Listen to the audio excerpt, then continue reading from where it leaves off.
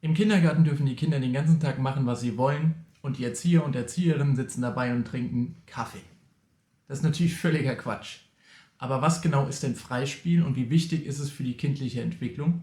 Das klären wir in diesem Was ist Video. Mein Name ist Christian Richard Käsler und los geht's nach dem Intro.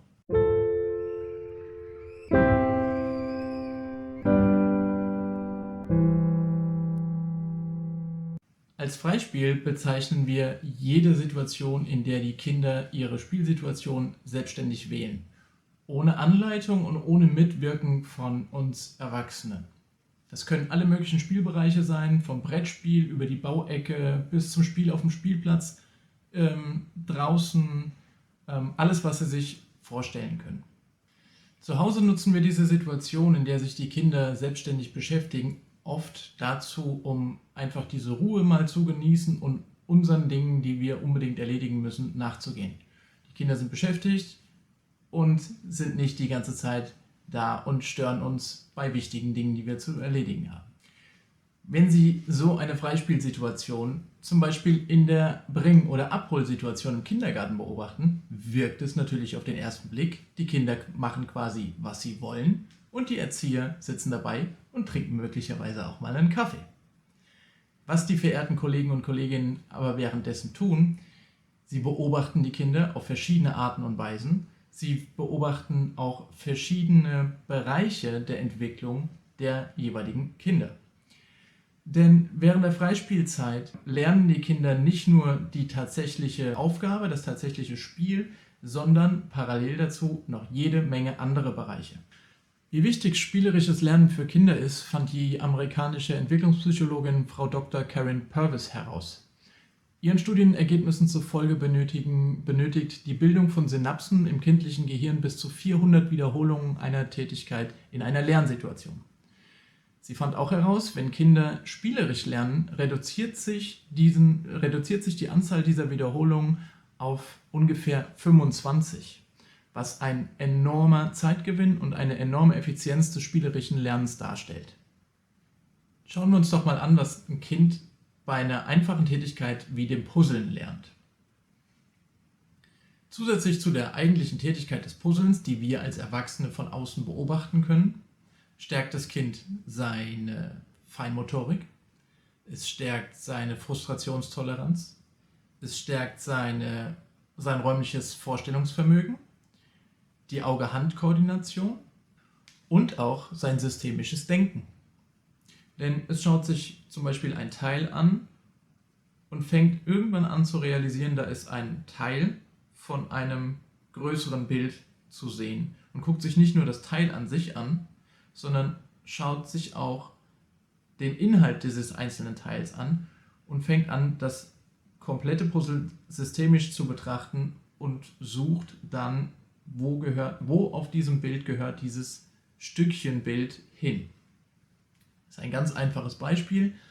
Für die Kinder ist das eine relativ komplexe Aufgabe, deswegen gibt es auch so viele verschiedene Puzzle in so vielen verschiedenen Altersbereichen oder in Alterskategorien. Wir können uns natürlich auch noch das allseits beliebte Bauen mit Klemmbausteinen anschauen. Beim Bauen mit Lego oder ähnlichen Materialien können selbst Kinder, die sonst normalerweise Probleme haben, sich über einen längeren Zeitraum zu konzentrieren oder mal stillzusetzen, können sich unfassbar lange damit auseinandersetzen. Und das hat unter anderem damit zu tun, dass zu den genannten Punkten, die beim Puzzeln eine Rolle spielen, zusätzlich noch die Kreativität sehr, sehr stark angeregt wird, wenn die Kinder frei bauen ohne Anleitung. Das heißt, aus der eigenen Vorstellung heraus etwas kreieren. Dabei stoßen sie dann auch auf Probleme oder Schwierigkeiten, damit das Konstrukt zum Beispiel nicht einstürzt. Und auch hier wird dann zusätzlich eben die Problemlösekompetenz weiter gestärkt. Wenn dann noch ein Partner da mitspielt oder eine kleine Gruppe von Kindern, dann werden zusätzlich noch verschiedene soziale Kompetenzen gestärkt. Ein weiterer großer Bestandteil des spielerischen Lernens ist das Thema Rollenspiel, zu dem ich nochmal ein anderes extra Video mache, denn dieser Spielbereich ist an sich schon sehr komplex. Grob zusammengefasst kann man sagen, dass die Kinder Rollenspiele benutzen, um Dinge, die sie beobachtet haben, einfach nachempfinden, nachspielen, um sie quasi trocken und sicher zu üben und verstehen zu lernen. Auch wird hier eine Verbindung oft gesetzt zum magischen Denken, in dem die Kinder dann im Rollenspiel auf einmal zaubern können oder Superkräfte entwickeln. Oft kommt es im Rollenspiel natürlich auch zu sozialen Interaktionen mit anderen Kindern oder aber in Form von Spielen mit Figuren werden soziale Interaktionen nachgespielt. Wenn wir als Erwachsene so eine Freispielsituation mit mehreren Kindern beobachten, dann stellen wir oft fest, dass diese Freispielsituation je nach Alter oft eine Viertelstunde, 20 Minuten gut geht und danach wird es immer lauter und es kommt zu Ärger möglicherweise oder die Situation löst sich komplett auf. Was können wir als Erwachsene dagegen tun? Uns Erwachsenen bleiben in solchen Situationen im Grunde nur zwei Optionen. Die erste davon ist die Intervention. Das bedeutet, sobald es dann laut wurde oder zu Streits kam, können wir intervenieren, wir können an die Regeln nochmals erinnern, wir können eventuell Konsequenzen aufzeigen, was passiert, wenn sich die Situation nicht wieder beruhigt. All das sorgt im Normalfall dafür, dass die Freispielsituation an sich nicht mehr zu einer Qualität kommt, die es vor der Intervention und auch vor dem Lautwerden hatte. Die Kinder finden einfach nicht mehr zurück in diese entspannte Spielsituation. Der bessere Weg ist der präventive Ansatz. Wie gestalten wir den? Im Grunde müssen wir als Erwachsene für diese Freispielsituation die Rahmenbedingungen festlegen. Das heißt, wir stellen das Spielmaterial zur Verfügung, wir stellen Bedingungen auf, wir stellen Regeln auf. Und je nach Alter muss die Rahmenbedingung eben etwas größer oder etwas enger gefasst sein. Bei jüngeren Kindern eher enger, bei etwas älteren Kindern ruhig etwas größer. Es müssen klare Regeln da sein. Das heißt, wenn zum Beispiel mehrere Spielzeuge zur Verfügung stehen, sagen wir mal in der Bauecke als Beispiel, haben wir zur Verfügung Bausteine aus Holz, wir haben Legos, wir haben oder Klemmbausteine, wir haben Autos möglicherweise noch dabei und irgendwelche Figuren. Das sorgt dafür, dass die Kinder frei wählen dürfen und auch das Gefühl haben, frei entscheiden zu können. Sorgt für uns Erwachsene aber oft für diese Situation, dass wir am Ende alles ausgeräumt bekommen haben und alle Sachen quer durcheinander fliegen und gemixt sind. Das ist super für die Kinder, weil sie dadurch verschiedene Möglichkeiten des Spiels haben. Allerdings sollten wir dann festlegen, dass, wenn es beendet wird, alles wieder zurück an seinen Platz muss. Das ist eine Möglichkeit, einen Rahmen zu setzen. Und als Erwachsene können wir uns überlegen, für jede Spielsituation, für jede Freispielsituation eigene Rahmenbedingungen in unserem Portfolio zu haben. Das heißt, wenn Kinder in einem Rollenspiel sind, gibt es diese Rahmenbedingungen. Wenn die Kinder in der Bauecke sind, gibt es diese Rahmenbedingungen. Wenn die Kinder auf dem Spielplatz spielen oder Bewegungsspiel spielen, gibt es diese Rahmenbedingungen. Und wenn wir uns Erwachsene eben diese Rahmenbedingungen vorher schon gestaltet haben, können wir die einfach anwenden an der jeweiligen Situation und sorgen dafür, dass wir mit relativ ruhigem Gewissen und relativ schnell vor allem auf die passende Situation vorbereiten können.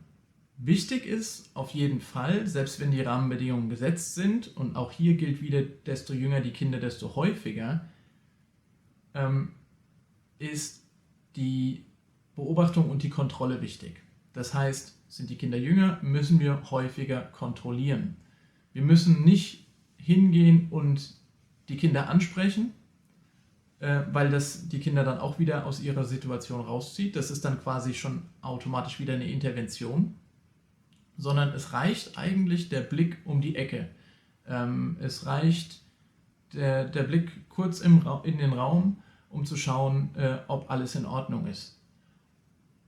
Und sollte man hier schon etwas beobachten, was einem nicht gefällt, dann wäre eben die Intervention angebracht, aber man sollte im Kopf behalten, dass eben das sofort zu einer Sprengung von dieser lockeren Freispielatmosphäre führen kann. Und manchmal ist es auch wirklich sinnvoll, die Situation, wenn einem was nicht so gefällt, einfach kurz beobachten, kurz innehalten und abzuwarten, ob die Kinder nicht in der Lage sind, die Situation selbst zu lösen. Denn wenn das der Fall ist, hat das jeweilige Kind noch einen weiteren Schritt dazugelernt.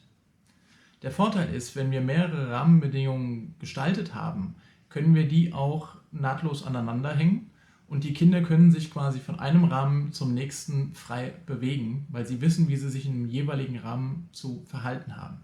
Natürlich müssen wir auch weiterhin kontrollieren, aber wir reduzieren durch diese Arbeit mit Rahmenbedingungen, reduzieren wir diese Phasen, in denen sich die Kinder langweilen und nörgelig werden und sie können ihren Wissensdurst, den sie naturgegeben haben, eben selbstständig auch befriedigen. Ein großer Vorteil dieser Rahmenbedingungen ist ebenfalls, dass sie festgelegt sind für die jeweilige Situation. Und da sie dadurch immer gelten für die jeweilige Situation, kommt es eben zur regelmäßigen Anwendung und dadurch zur Wiederholung. Und dadurch lernen die Kinder relativ schnell, wie sie sich in der jeweiligen Situation zu verhalten haben und auf was sie selber achten müssen. Das heißt, nach ein paar Mal Anwenden einer jeweiligen Rahmenbedingung können die Kinder schon selbstständig interagieren und wissen ganz genau, was sie zu tun haben und was nicht. Und das sorgt wiederum dafür, dass wir als Erwachsene mit einem wesentlich ruhigeren und entspannteren Auftreten der jeweiligen Situation gegenübertreten können. Gleichzeitig sorgt die gesetzte Rahmenbedingung und die übertragene Verantwortung auf die jeweilige Rahmenbedingung an die Kinder für eine große Wertschätzung. Denn relativ schnell wird, wenn wir jetzt von der Kindergruppe ausgehen, der eine oder die andere, wie auch immer, wird das eine oder andere Kind auf einen zukommen und sagen, ja, ich weiß schon, wie das funktioniert. Und das stärkt natürlich massiv auch das Selbstvertrauen und das Selbstbewusstsein der Kinder. Und ja, ist eine große Wertschätzung und ein großer Vertrauensbeweis von uns Erwachsenen gegenüber dem Kind und seinen Fähigkeiten. Ich hoffe, ich konnte Ihnen mit meinen Tipps ein klein wenig weiterhelfen. Wenn Ihnen das Video gefallen hat, lassen Sie mir doch ein Like da und ein Abo. Aktivieren Sie die Glocke, dann sind Sie immer informiert, wenn ein neues Video hochgeladen wird. Sie können mich auf Facebook besuchen unter perfectparents.de und natürlich auf meiner Website www.perfectparents.de. Ich freue mich aufs nächste Mal. Bis bald. Ciao.